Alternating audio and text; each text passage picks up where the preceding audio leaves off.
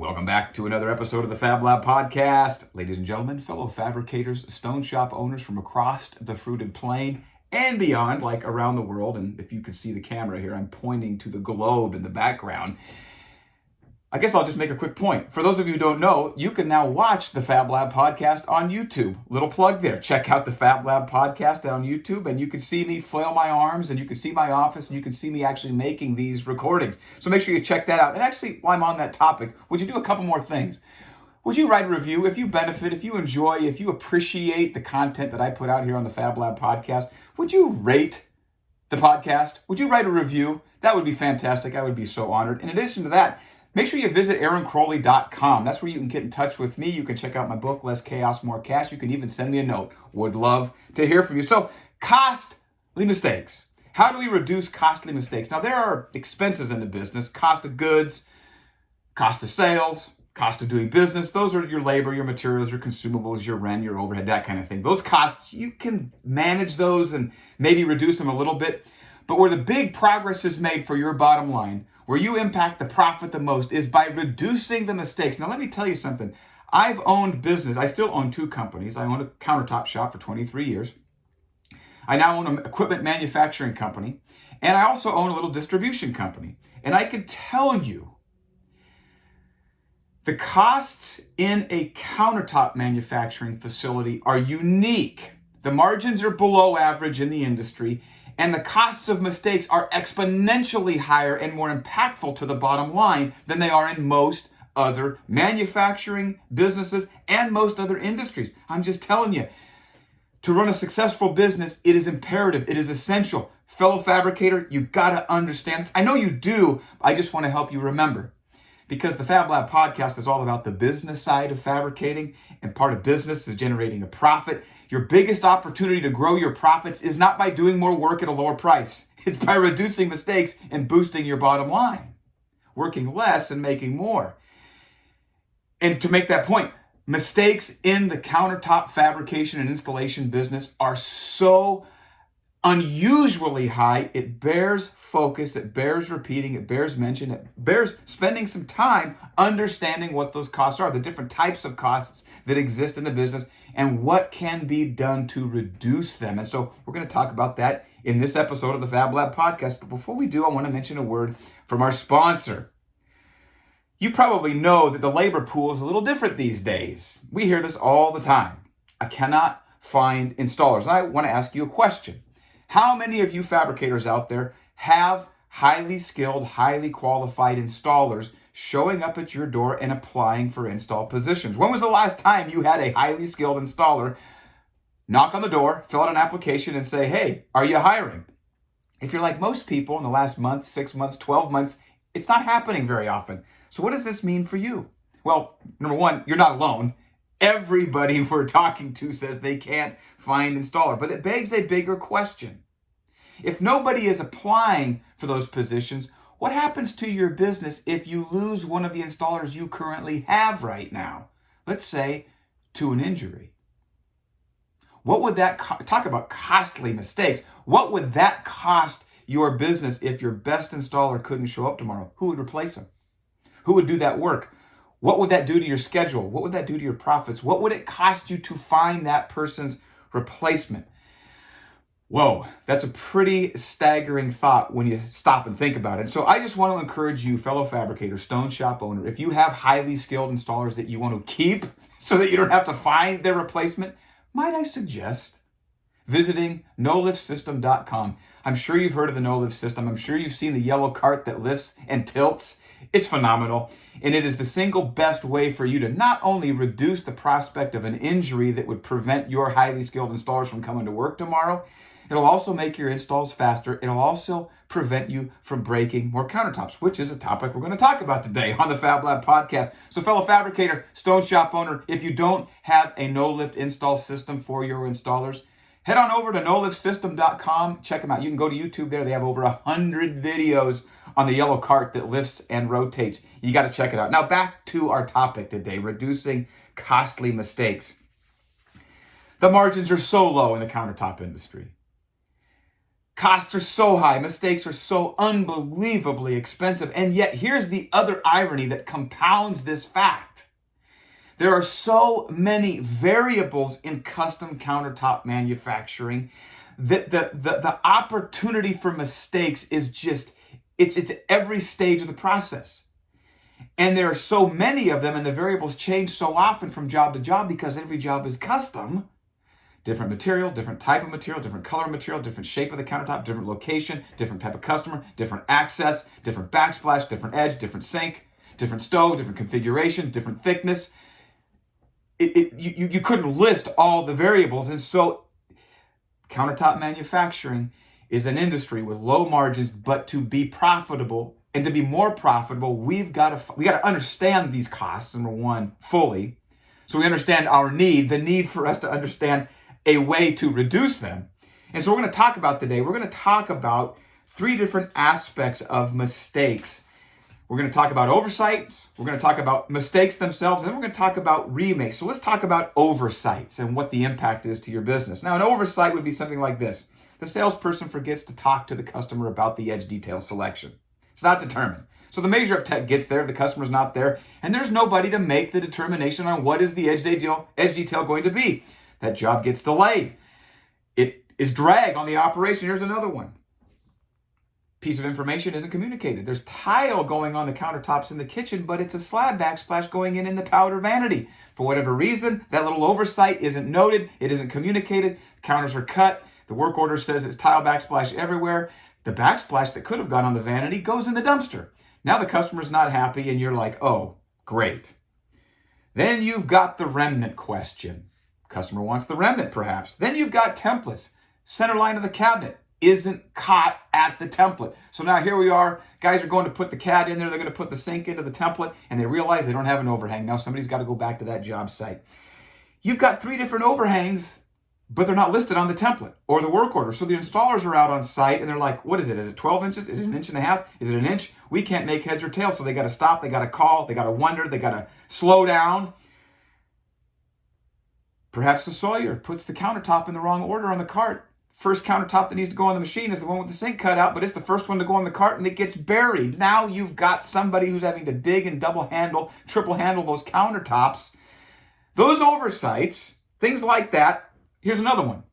Installers get to the site. It's granite. It's a porous granite. And they're asking the question, you know what? There's no notes anywhere that demonstrates whether or not this got sealed or not. I don't see the stamp. I don't see the check mark on the stamp. Maybe we don't have a stamp. Maybe it's a question. They got to stop and ask. Maybe they assume, the shop probably did it. They're not as busy as we are. And then 3 weeks later, there's a stain on the countertop and you're like, well, I guess the shop didn't and I guess the installer should. Those are oversights. Those typically cause drag. There's definitely a cost associated with it, but it's harder to measure. It's harder to pinpoint. It's harder to determine the dollar amount that drag creates. It's inefficiency, and it's an enormous amount of frustration for the people who have to go back and resolve those oversights. It's big, and in most stone operations, it's there from start to finish. Now, what about mistakes? Now, I would define these as like death by 1,000 cuts. These are mistakes that can be, basically overcome, but there is definitely a cost associated with it. Let's just get back to this edge detail. Maybe it's the wrong edge detail that was put on the sales order. Hopefully it's a flat polish that gets put on there, and maybe the customer wanted a radius, and you only realize that after it's already been polished and after it's already sitting on the cart. Hopefully it's not already in the customer's kitchen. But even if it was, you can recover from that one.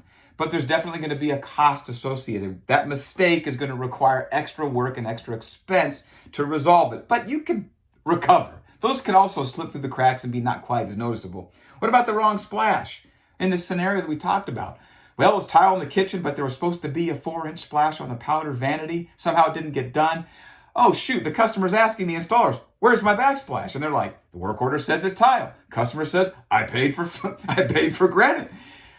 Installers call back and say, they want a granite splash. Salesperson calls and says, hey, can we do tile? Customer says, no, we can't. Now you got a couple of things going on. You may have your shop guys out in the dumpster digging through those scraps to try and find enough material to recut the splash so then the boss, or maybe the production manager, or maybe the install manager, or maybe the shop guy can run it out to the field, hopefully salvage that. You can recover from those, but they are extremely expensive. That's why I call those death by 1,000 cuts. What if your shop working away, doing great work, phenomenal work, not making any mistakes, but they accidentally grab the job that isn't next. And they spend all that time fabricating the next job only to realize that's not the next job that's got to be done. The next job's got to be the one over there with the templates in the bay and the slabs on the rack that hasn't been cut yet. And you're like, oh, great, we're supposed to be there this morning. Not devastating. It's not like you made it out of the wrong material, but do you see what I'm talking about here? These kind of oversights. Now you got to talk to the customer. Now you got to delay. Now you got to bump. Now you got to work overtime because they were depending on those countertops being there, depending on the type of customer. Death by 1,000 cuts. Those are mistakes. And they're expensive. Don't get me wrong. But now let's talk about remakes. The kind of mistakes that require you to remake the countertop. These make or break a company. Fellow fabricator, ladies and gentlemen, stone shop owners, I'm telling you right now, the remakes are what we cannot afford to have in our businesses. And we're going to get to the question of then what do we do? How do we respond? What's the path forward? How do I reduce these mistakes, these remakes? Well, we're going to talk about that. But before we do, let's talk about this. You break a countertop. Perhaps it's a quartzite. Super hard. Broke your saw, but it falls apart on the seam because the vein is so weak. You ever had that happen? Well, may I suggest a no-lift install cart with the counter handler deluxe? It would have kept that thing intact into the horizontal and onto the cabinet, but I digress. Broken countertop, you're remaking that son of a gun. Especially if it's something that you can't repolish or repair. Especially if the customer was standing there when the countertop broke and they're like, yeah, when are you going to remake that? What about the wrong material? I know I've done this. Well, I have done this. Somehow, wrong slabs got loaded, templates got laid out on those slabs, job got cut, went through production, maybe went all the way to the job site only to realize that doesn't look like mine. Is that my slab? I'll never forget this lady pulling the sample out of the drawer going, wow, is that the same material? It's like, nope, not even close. Oops. That's a complete remake. What about this? And this was the kind of thing that was literally beginning to drive me absolutely out of my mind. The inconsistent quality of so much of this crap quartz that's being distributed to fabricators like you and I, and like I used to be.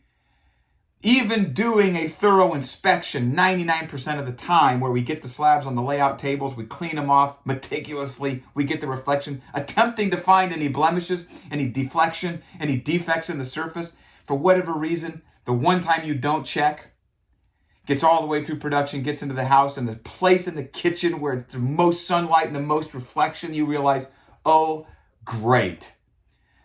We didn't see that blemish or that defect in the surface of the slab, and now we are having to refabricate it. Or perhaps the color doesn't match at the seams, and the customer goes, really? I paid how many thousands of dollars, and the counters don't even match at the seams? Those kind of remakes. Fellow fabricator, listen to me when I say this. Understand, we all deal with remakes. They're infuriating. They're so frustrating. They destroy the calendar. They destroy the schedule. They destroy morale. They're hard to recover from. But I want to emphasize this point so you understand the gravity of what it actually costs. You know, an oversight, that's drag and inefficiency. A mistake, give them a discount, spend a little more time, run back out to the job site. Not quite as expensive, but remakes, think of it like this, fellow fabricator. Because you're a Fab Lab podcast listener, let's just assume because you are concerned with the business side of your fabrication shop, like many fabricators aren't, you're focused on the business, and so your profits are above average. And I'm telling you, at a 10% net profit, which you would know because you're doing your financial statements, you have a bookkeeper, you're producing financial statements, so you know at the end of the month, typically a couple of weeks into the next month, what your profit margins are. How much money do you make when you have a month? Let's just say it's 10%, which is about 3 times the average in this industry. 10% profit, which means after all is said and done, the cost of the overhead, your management, your labor, your materials, your consumables, your utilities, the whole 9 yards, on average, you generate a 10% profit. So let's just make this easy.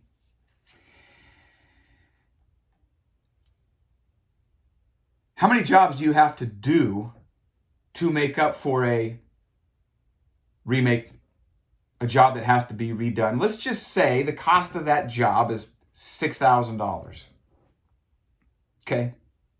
And let's just say that you make $20,000 a month doing 20 jobs a month. So your profit is $1,000 per job. And let's just say the math is such that you're doing $200,000 in sales, you're making $20,000 in profit, there's your 10% profit. At $1,000 per job, and let's just say this particular job is $6,000 in cost of material and labor minus your profit margin, you actually have to do 6 more jobs that generate $1,000 profit to cover the cost of that remake if you have to remake the kitchen. Now you can break this down, but understand here, it's not just the cost of the slab.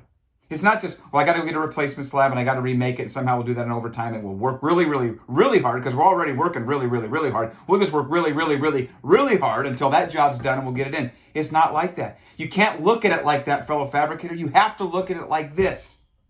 If I make $1,000 per job and I've got $6,000 in cost to remake it, to replace that lost profit, because instead of making $1,000 on the job, you actually lost $5,000.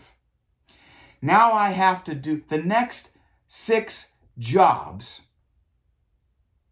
If nothing goes wrong and there are no mistakes and you actually make $1,000 on each job, the next 6 jobs do not go into your pocket. They don't go into the profit. They go to cover the cost of that other remake. Fellow fabricator, do you understand what I'm not saying this to beat anybody up. Ask me how many countertops we remade in my business. A lot. I simply want you to understand from a business standpoint what that actually costs, so that you understand how important it is to do something about it. And that leads me into this next phase of this conversation. What do you do?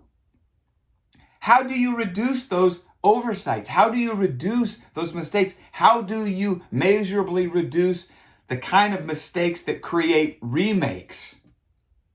What's your recourse? Well, one recourse would be, fellow fabricator, you as the owner, with the intuition and the drive and the excellence and the experience and the intuition, if you were everywhere at once, you could probably significantly reduce the number of mistakes that are made, because you as the owner probably don't make many mistakes. I'm just telling you, that's the way it is.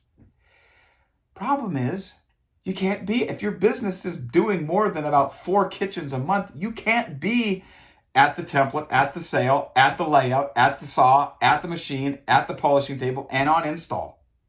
And in the accounting office, making sure that that's done right.